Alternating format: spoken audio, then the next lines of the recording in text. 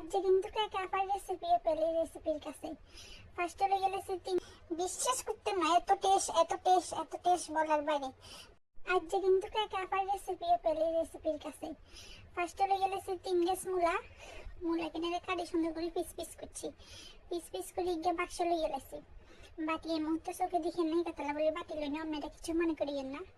তারপরে মূলাতে জাকানাকা করে দিয়ে দিলাম হাসা মির্চা লবণ, তারপর দিয়ে দিব হাসা মির্চা হলুদ।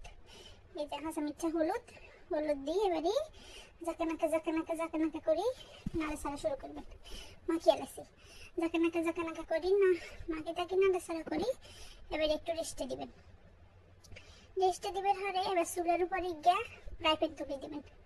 ফ্রাই প্যান গা দিয়ে এবার ফ্রাই প্যান গিয়ে কেনা গরম বেলা দিবেন, পানি টানি থাকলে একদম টানি যায়। এবারে দিয়ে দিলাম তেল, অল্প কেন তেল দিয়ে দিছি। তেল দিয়ে মুলা গিনে বাড়ি তেল গিনে আগে গরম হলো। তারপর বন্ধুরা বান্ধবীরা তেল গিন গরম হইতে হইতে আপনি তেলের দিকে রেডি থাকেন, আবার তেল বেশি গরম হয়ে গেলে সমস্যা। এবারে এবার মুলা গিন দিয়ে দিলাম, দিয়ে এবারে এসে দিকে বাজি করিয়ে নিলাম। এবারে 1 ফিট হয়ে গেলে টুস করে হরে পিঠ আবার নাড়াচাড়া করে দিবে চেষ্টা করবেন। তো একখানে ডুলাই ডালে চাইয়ে উঠছেনি, দেখে যে একখানা হচ্ছে তো 1 ফিট উল্টে দিছি।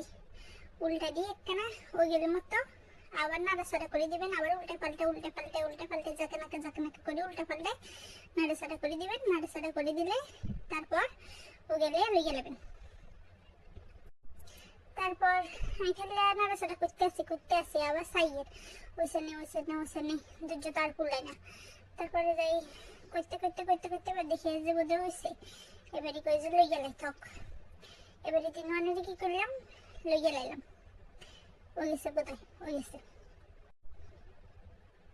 গেছে চামচটা উড়ে না, দেখছেন কত দুষ্ট এতে। এবারে লইয়া লাইছি, লই মারতে এবারে কয় আরেক বইয়ে দিম সুন্দর করে তেল দিই। বইয়ে দিয়ে এবারে এই পাশে তেল দিয়ে দিলাম, তেল গরম বেলায় দিছি। এবারে এখান দিয়ে বেসন কেটে গুলছি, হলুদ মরিচ লবণ এখান দিয়ে বেসন গুলি তুলি। এবারে তেল গরম হয়ে গেছে এবারে মূলা গেনে লই হলুদ মরিচ লবণ জিরা ধনিয়া এখান দিয়ে বেসন গুলি। এবারে মানে জানে বেগুনি বানান আর মাননীয় শেখ হাসিনা আপা কছিল যে বেগুনি পরিবর্তে কুমড়নি বানাবে। তো আমি বেগুনি পরিবর্তে কুমড়নি তাহানো দেখি মূলনি বানাইছি। বিশ্বাস করতে না, এত টেস্ট বলার বাইরে। তবে মূলা গিনের বেসনেতে বালা করি নাড়ি সারি। তারপরে যে মূলা গিনের রাতে হলুদ বেসনের লাগাই গোসল করাই গরম তেল সারি দিছি।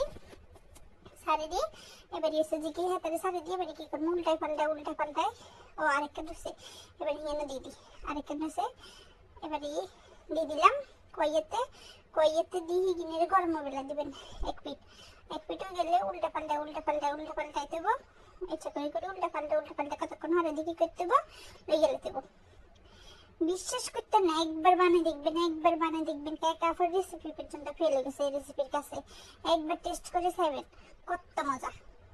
আমি যদি কেউ কোনোদিন খাবার লাগেন, কেউ কোনোদিন বুঝতো না যে কি মূলো নেই না কুমড়ো নেই না বেগুনি, কেউ কোনোদিন বুঝতো না।